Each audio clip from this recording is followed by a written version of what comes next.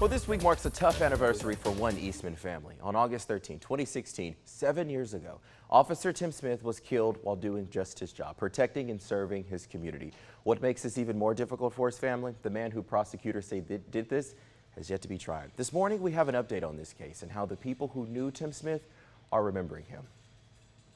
As a person, he was goofy, loved his kids, loved to joke around. 7 years ago, Chelsea Clark had life all mapped out. She was busy planning the wedding for her and her fiancé, Tim Smith. You know, it's hard not to think about him. And not a day goes by that Chelsea and her 7-year-old daughter, Madison, don't think of him. Sad. Why sad? Because he died. Smith was an Eastman police officer, and on that August night, he responded to a report of a man with a gun and approached the man, Raheem Deeds. The GBI says Deeds ambushed him, shot him, and killed him. Though Madison was only 5 months when Tim's life was cut short, memories told by family members still have an impact on her, like this one her mom shared. When he tried getting me to say Dada, I was surprised because I didn't know he ever tried getting me to say it. Tim Vaughn is the district attorney of the Oconee Judicial Circuit. He remembers how devastating this was for the Eastman community.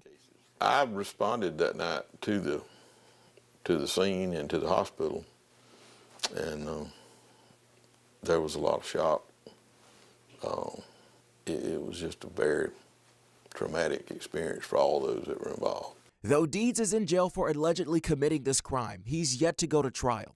It usually takes us about a year before we get crime lab reports, the majority of them, autopsy reports, GBI file. Initially, hearings were underway, and so far lawyers on both sides have filed at least 120 pretrial motions.